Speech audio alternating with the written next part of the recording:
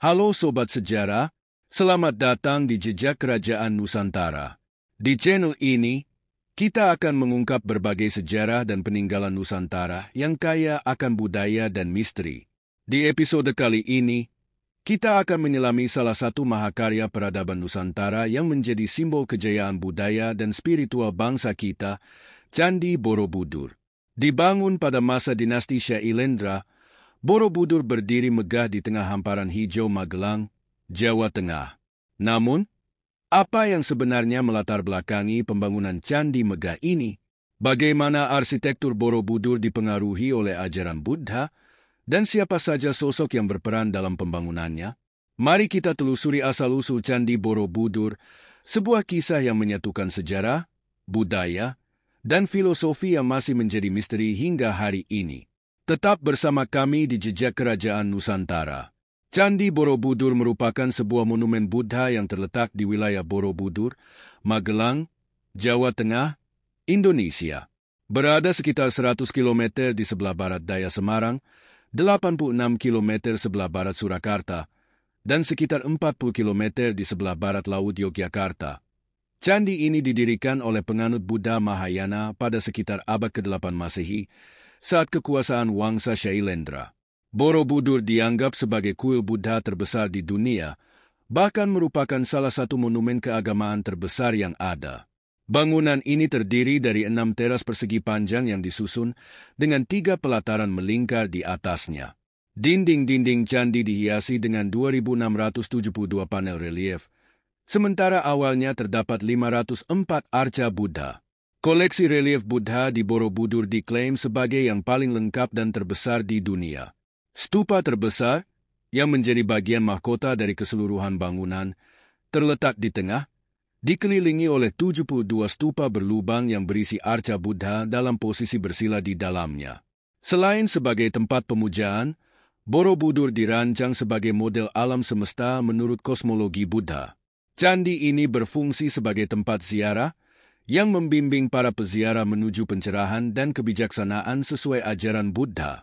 Ritual ziarah dimulai dari sisi timur, berjalan melingkari candi searah jarum jam, dan terus naik melalui 3 tingkatan yang mewakili rana dalam kosmologi Buddha. Kmartu, rana nafsu, Rupadhatu, rana berwujud, dan Arupadhatu, rana tak berwujud.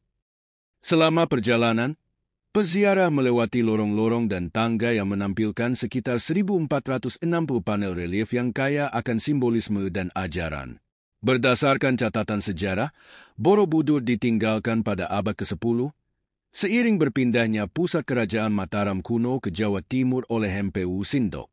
Eksistensi candi ini baru kembali diperhatikan pada tahun 1814 ketika Sir Thomas Stamford Raffles, Gubernur Jenderal Inggris saat itu, menemukan kembali Borobudur. Sejak penemuan tersebut, Borobudur telah melalui berbagai pemugaran, yang paling signifikan dilakukan pada 1975 hingga 1982 dengan bantuan UNESCO. Berkat usaha ini, Borobudur kini tercatat sebagai salah satu situs warisan dunia UNESCO. Borobudur masih digunakan sebagai tempat ibadah, terutama pada perayaan Trisuci Waisak yang menarik perhatian umat Buddha dari berbagai penjuru. Candi ini juga merupakan objek wisata yang paling banyak dikunjungi di Indonesia. Dan pada 11 Februari 2022, pemerintah meresmikan kembali status Borobudur sebagai tempat peribadatan umat Buddha. Dalam bahasa Indonesia, bangunan seperti ini disebut sebagai candi. Istilah yang merujuk pada semua bangunan kuno dari masa Hindu-Buddha, termasuk gapura dan petirtaan. Asal-usul nama, Borobudur, masih belum jelas. Nama ini pertama kali muncul dalam catatan Raffles pada buku Sejarah Pulau Jawa, namun tidak ada sumber lebih tua yang menyebutkannya. Satu-satunya sumber kuno yang mengisyaratkan keberadaan monumen ini adalah Nagara Kertagama, ditulis oleh Mpu Prapanca pada tahun 1365. Berdasarkan interpretasi Raffles, nama Borobudur kemungkinan diambil dari desa Bore atau Boro, di dekatnya, dengan kata Budur, yang berasal dari bahasa Jawa yang berarti purba. Ada juga pendapat yang mengatakan bahwa Budur bisa merujuk pada kata Budhara, yang berarti gunung dalam bahasa Sanskerta. Berbagai teori muncul terkait penamaan Borobudur, termasuk hipotesis bahwa nama ini berasal dari kata Sambarabudhara, yang berarti gunung dengan teras-teras di lerengnya. Interpretasi lainnya mengaitkan nama Borobudur dengan ucapan para Buddha, yang dalam dialek tertentu bisa berubah menjadi Borobudur. Poer Bajjaraka, seorang ahli, pernah menyebutkan bahwa Boro berarti biara.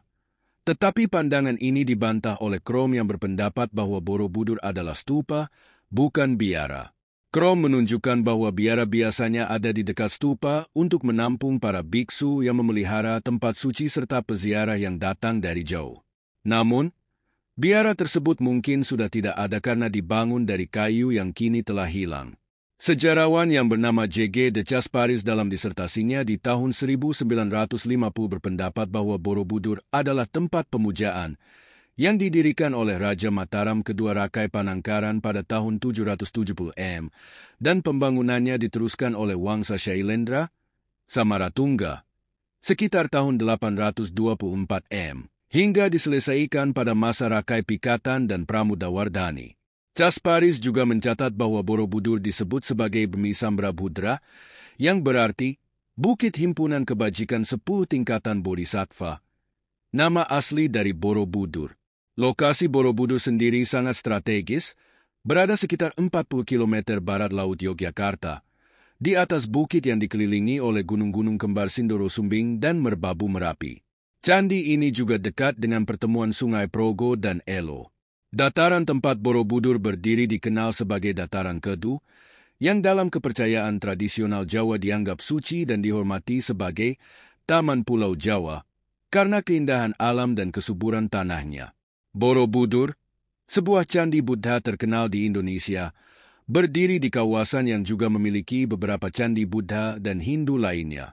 Di antara yang paling dekat adalah Candi Mendut dan Candi Pawon, yang terletak dalam satu garis lurus dengan Borobudur. Pada awalnya, ini tampak seperti kebetulan, tetapi cerita rakyat setempat menyatakan bahwa ketiga candi ini dulu dihubungkan oleh jalan berbatu yang dikelilingi pagar di kedua sisinya. Meskipun tidak ada bukti fisik dari jalan ini, beberapa ahli menduga bahwa ketiga candi memang memiliki kesatuan simbolis. Arsitektur dan hiasan di Candi Mendut, Pawon, dan Borobudur yang mirip, serta periode pembangunannya yang sama, memperkuat anggapan keterkaitan ritual antara ketiganya. Namun, bagaimana tepatnya ritual keagamaan di ketiga candi ini berlangsung masih belum jelas. Selain Candi Mendut dan Pawon, ditemukan juga peninggalan arkeologis lain di sekitar Borobudur, termasuk berbagai barang tembikar yang menunjukkan adanya pemukiman di sekitarnya pada masa lampau. Penemuan-penemuan ini kini dipamerkan di Museum Karmawibhangga Borobudur yang terletak di sebelah utara candi bersama dengan Museum Samudra Raksa. Tak jauh dari Candi Pawon terdapat sisa-sisa Candi Banon, candi Hindu yang dulunya memiliki arca-arca dewa Hindu seperti Siwa, Wisnu, Brahma, dan Ganesha. Namun, karena sisa-sisa batu asli Candi Banon sangat sedikit, rekonstruksi tidak mungkin dilakukan. Arca-arca tersebut kini tersimpan di Museum Nasional Indonesia di Jakarta. Berbeda dari candi-candi lainnya yang biasanya dibangun di atas dataran, Borobudur dibangun di atas bukit pada ketinggian 265 meter di atas permukaan laut, sekitar 15 meter di atas dasar Danau Purba yang kini telah mengering. Teori tentang adanya Danau Purba ini menimbulkan perdebatan di kalangan arkeolog pada abad ke-20. Weo Jenewenkam, seorang seniman dan pakar arsitektur Hindu-Buddha, mengemukakan teori bahwa dataran Kedu dulunya adalah sebuah danau, dan Borobudur dibangun sebagai simbol bunga teratai yang mengapung di atasnya. Teratai adalah simbol penting dalam agama Buddha, sering digambarkan sebagai alas duduk Buddha atau hiasan stupa. Menurut teori ini, 3 pelataran melingkar di puncak Borobudur menggambarkan kelopak bunga teratai. Namun, banyak arkeolog yang menolak teori ini karena bukti-bukti arkeologis menunjukkan bahwa kawasan sekitar Borobudur adalah daratan kering, bukan dasar danau. Beberapa ahli geologi mendukung teori adanya Danau Purba di sekitar Borobudur dengan menunjukkan bukti endapan lumpur di lokasi ini. Penelitian stratigrafi dan analisis sedimen menunjukkan adanya danau di sekitar Borobudur pada masa lalu. Danau ini kemungkinan mengalami perubahan ketinggian permukaan dari waktu ke waktu. Bukti menunjukkan bahwa bukit di sekitar Borobudur pernah terendam air kembali sekitar abad ke-13 dan ke-14. Aktivitas vulkanik dan aliran sungai dianggap memengaruhi perubahan topografi kawasan ini. Gunung Merapi, salah satu gunung berapi paling aktif di Indonesia, terletak cukup dekat dengan Borobudur dan mempengaruhi lingkungan sekitar sejak masa Pleistosen. Terdapat banyak teori mengenai siapa yang membangun Borobudur dan apa tujuan pembangunannya. Berdasarkan analisis aksara yang tertulis di kaki Karmawibhanga, Borobudur diperkirakan dibangun sekitar tahun 800 M pada masa kejayaan dinasti Shailendra di Jawa Tengah. Pembangunan Borobudur diperkirakan memakan waktu 75 hingga 100 tahun dan diyakini selesai pada masa pemerintahan Raja Samaratungga pada tahun 825 M. Meski dinasti Shailendra dikenal sebagai penganut Buddha Mahayana, bukti sejarah menunjukkan bahwa mereka mungkin awalnya memuja dewa Hindu, Siwa. Selain itu, dinasti Sanjaya yang berkuasa di Jawa pada masa yang sama dikenal sebagai pemuja Siwa. Pada periode inilah candi-candi Buddha dan Hindu didirikan di kawasan ini. Rakai Panangkaran, seorang raja dari dinasti Sanjaya, memberikan izin kepada umat Buddha untuk membangun candi-candi, termasuk Borobudur. Ia bahkan menghadiahkan desa Kalasan kepada Sangha, komunitas Buddha, untuk pemeliharaan candi Kalasan yang dibangun untuk menghormati Bodhisattva Tara, sebagaimana tertulis dalam prasasti Kalasan yang berangka tahun 778 M. Hal ini menunjukkan bahwa masyarakat Jawa kuno memiliki toleransi beragama, di mana Raja Hindu bisa menyokong pembangunan candi Buddha, dan sebaliknya. Meskipun terdapat persaingan antara dinasti Shailendra yang beragama Buddha dan dinasti Sanjaya yang beragama Hindu, hubungan keduanya juga diwarnai dengan saling dukung dan kerjasama. Misalnya, Candi Prambanan yang dibangun sebagai kompleks candi Hindu didirikan pada masa dinasti Sanjaya sekitar tahun 850 M, sekitar 25 tahun setelah Borobudur selesai dibangun. Sebagian pihak percaya bahwa Prambanan adalah jawaban dari dinasti Sanjaya untuk menandingi keagungan Borobudur. Namun, ada juga yang berpendapat bahwa dinasti Shailendra turut berperan dalam pembangunan Prambanan, menunjukkan adanya kerjasama dan toleransi antara kedua dinasti ini.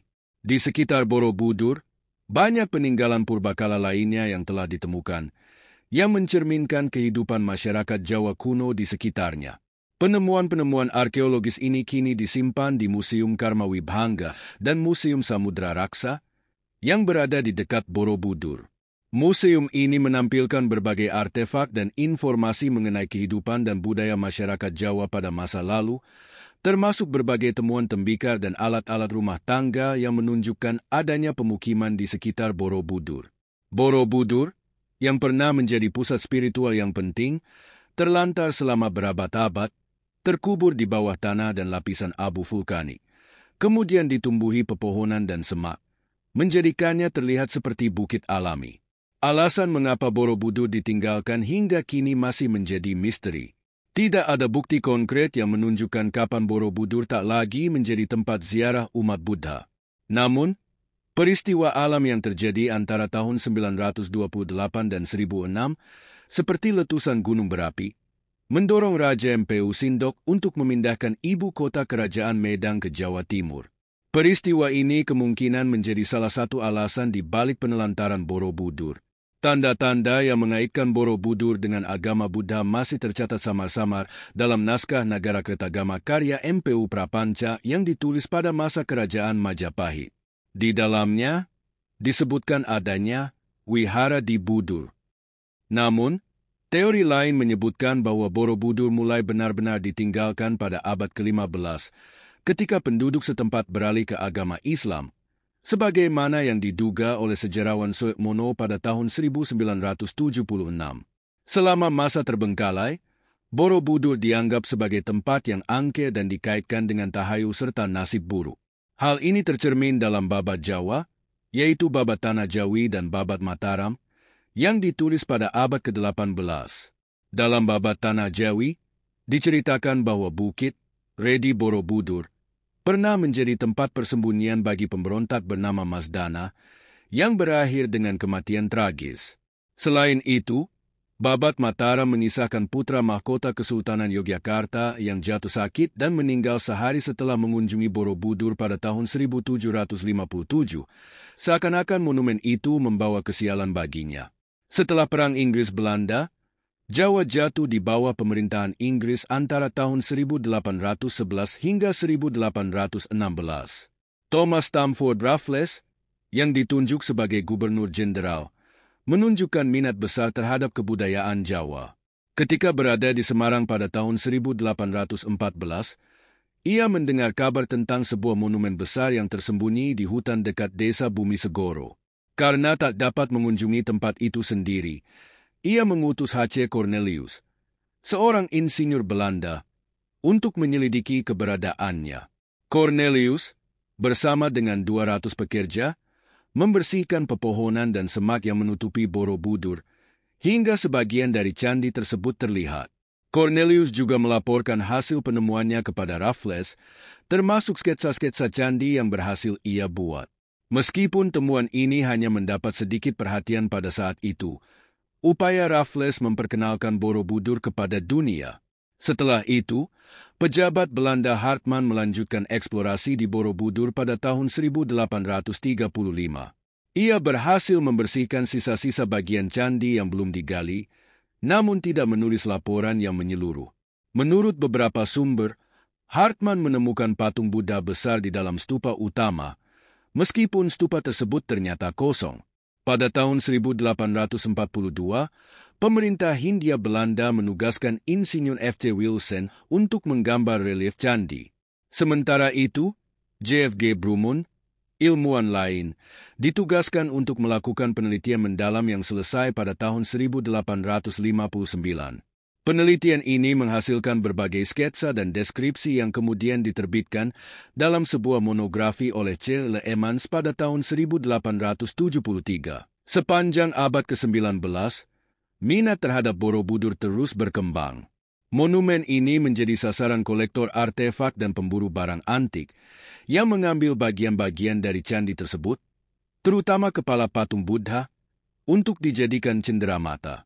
Beberapa patung yang dicuri diangkut ke berbagai museum, termasuk kepala Buddha yang menjadi target utama para pencuri karena mudah diangkut. Pada tahun 1882, Kepala Inspektur Artefak Budaya mengusulkan agar Borobudur dibongkar untuk dipindahkan ke museum, mengingat kondisi candi yang rapuh. Namun, setelah diselidiki oleh arkeolog Groeneveld, ia menyimpulkan bahwa Borobudur sebaiknya dibiarkan utuh karena pembongkaran tidak diperlukan. Penjarahan terhadap Borobudur tidak hanya dilakukan oleh masyarakat setempat, namun juga direstui oleh pemerintah kolonial Belanda. Pada tahun 1896, Raja Thailand, Chulalongkorn, mengunjungi Jawa dan menyatakan keinginannya untuk memiliki beberapa bagian dari Borobudur.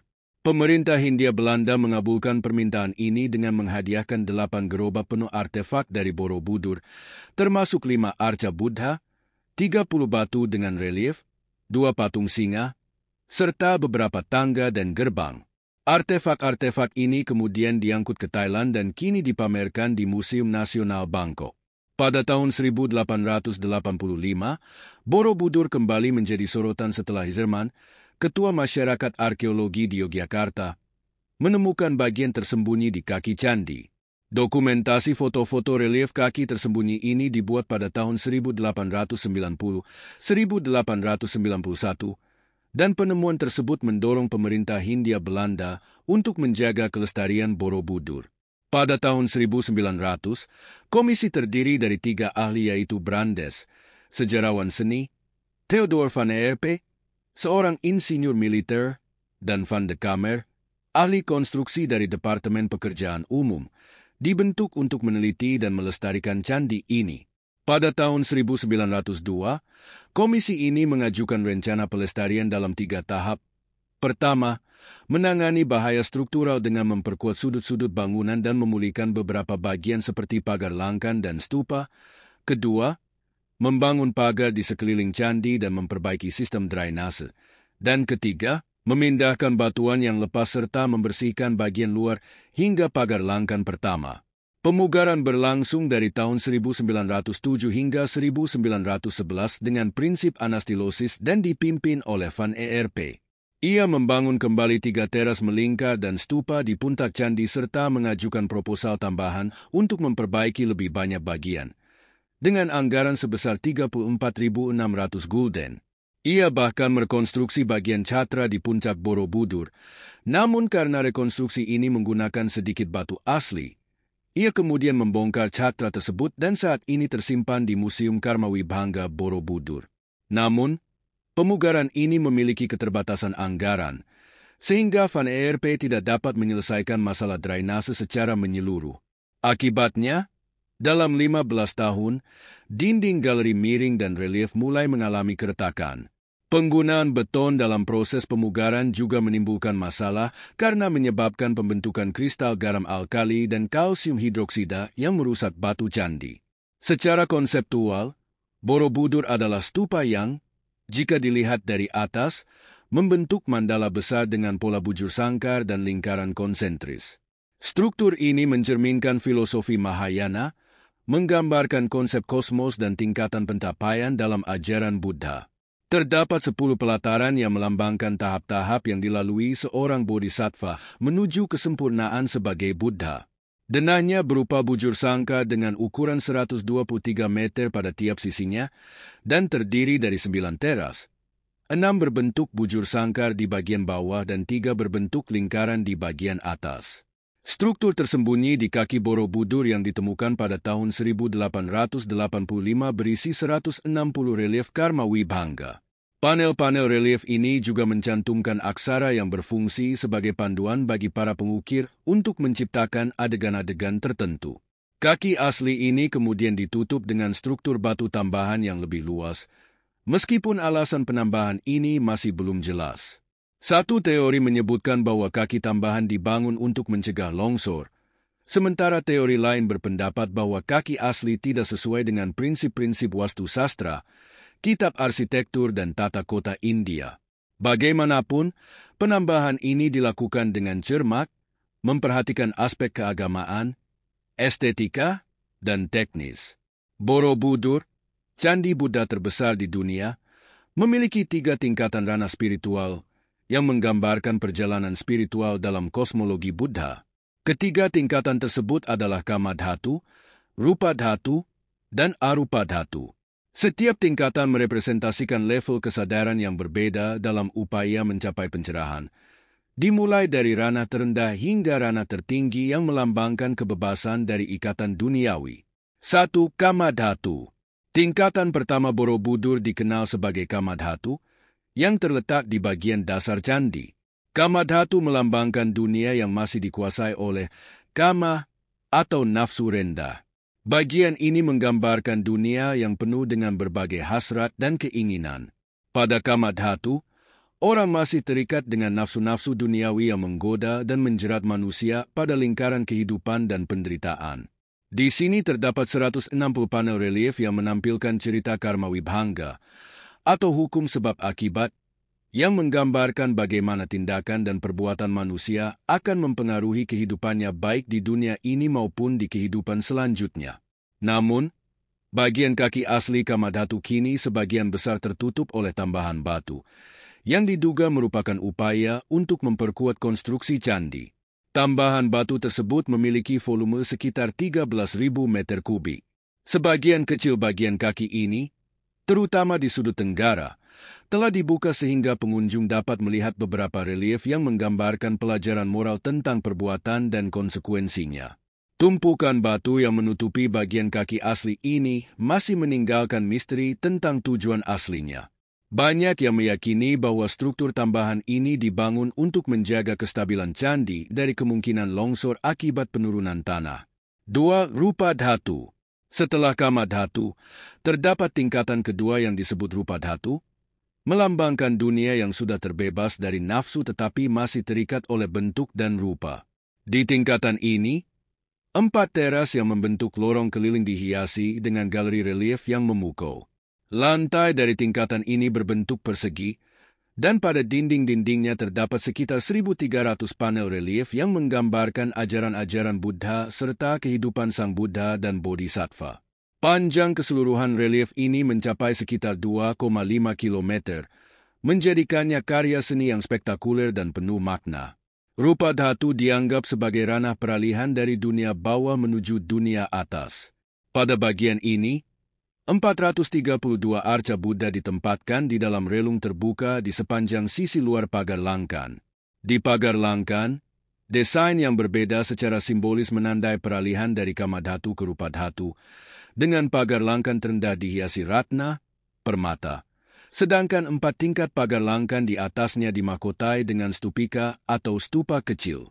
Arca Buddha di rupa dhatu ditempatkan dalam relung-relung yang disusun simetris di sepanjang sisi luar candi, sehingga menciptakan visual yang harmonis. Perbedaan desain pagar langkan ini melambangkan perubahan dalam ranah kesadaran. Di rupa dhatu, meskipun seseorang sudah tidak lagi terikat oleh nafsu, ia masih terikat oleh bentuk dan rupa, sehingga masih perlu melewati proses spiritual untuk mencapai tingkatan tertinggi. 3. Arupa dhatu. Tingkatan ketiga adalah arupa dhatu, yang melambangkan dunia tanpa rupa atau wujud. Di tingkatan ini, terdapat 3 teras lingkaran yang melingkupi stupa besar di puncak candi. Tidak seperti bagian rupa dhatu, arupa dhatu tidak dihiasi dengan relief, melainkan hanya dihiasi stupa-stupa berlubang yang berbentuk lonceng, menggambarkan dunia tanpa rupa atau bentuk. Tingkatan ini adalah simbol dari alam spiritual tertinggi, di mana manusia sudah bebas dari keinginan dan ikatan duniawi, namun masih belum mencapai pencerahan tertinggi atau nirwana. Arupa dhatu memiliki 72 stupa kecil berterawang yang disusun dalam 3 barisan, mengelilingi satu stupa besar sebagai pusatnya. Stupa-stupa kecil tersebut berisi patung Buddha yang terlihat samar-samar dari luar melalui lubang-lubang yang menyerupai jendela kecil. Lubang-lubang pada stupa ini juga mengalami perubahan desain, dengan stupa-stupa di 2 teras terbawah memiliki lubang berbentuk belah ketupat, sedangkan stupa di teras paling atas memiliki lubang berbentuk bujur sangkar. Ini menambah dimensi simbolis pada peralihan dari ranah duniawi menuju ranah non-duniawi, yang tanpa bentuk atau wujud. Puncak arupa dhatu di Borobudur digambarkan oleh satu stupa besar yang polos tanpa lubang atau relief, melambangkan kesempurnaan kebijaksanaan dan keadaan tanpa wujud. Dalam stupa utama ini pernah ditemukan sebuah patung Buddha yang tidak sempurna, sering disebut sebagai Buddha yang tidak rampung. Penemuan ini sempat disalahartikan sebagai patung Adi Buddha, Buddha yang pertama atau tertinggi, namun penelitian lebih lanjut menunjukkan bahwa patung tersebut tidak pernah disempurnakan. Hal ini mencerminkan prinsip Buddhis bahwa benda yang tidak sempurna dalam proses pembuatannya tidak boleh dihancurkan, melainkan harus dibiarkan seperti apa adanya. Stupa utama yang kosong dianggap melambangkan kesunyataan atau kehampaan, sebagai bentuk kebijaksanaan tertinggi di mana jiwa manusia sudah sepenuhnya terbebas dari hasrat dan keterikatan, serta telah mencapai pencerahan. Dengan keseluruhan arsitektur yang menakjubkan ini, Borobudur secara cerdas menjelaskan konsep peralihan spiritual menuju keadaan tanpa wujud, di mana Buddha yang berada di dalam stupa terlihat namun juga tidak sepenuhnya tampak. Tingkatan tertinggi ini melambangkan kebijaksanaan tertinggi dan kelepasan sempurna dari lingkaran samsara, siklus kelahiran, kematian, dan reinkarnasi. Secara keseluruhan, Borobudur merupakan mandala besar yang, jika dilihat dari atas, menggambarkan pola yang harmonis antara bujur sangkar dan lingkaran konsentris. Mandala ini menunjukkan perjalanan spiritual dalam ajaran Buddha Mahayana, di mana setiap tingkatan merupakan proses transformasi batin menuju kesempurnaan. Dimulai dari dunia kama dhatu yang penuh nafsu, menuju ke rupa dhatu yang masih terikat pada rupa, hingga akhirnya mencapai arupa dhatu yang tanpa bentuk. Borobudur tidak hanya menjadi monumen kebanggaan arsitektur, tetapi juga sebagai penggambaran visual perjalanan spiritual menuju kebebasan sempurna. Demikianlah perjalanan kita menyusuri asal-usul Candi Borobudur, sebuah mahakarya yang tak hanya menjadi lambang kejayaan masa lalu, tetapi juga kebanggaan bagi bangsa kita hingga saat ini. Di balik kemegahan stupa-stupa dan reliefnya, Borobudur menyimpan cerita tentang kepercayaan, seni, dan filsafat yang abadi. Terima kasih telah menonton episode kali ini di Jejak Kerajaan Nusantara. Jangan lupa untuk memberikan like, tinggalkan komentar, dan subscribe agar tidak ketinggalan kisah menarik lainnya dari peradaban Nusantara yang penuh dengan warisan sejarah.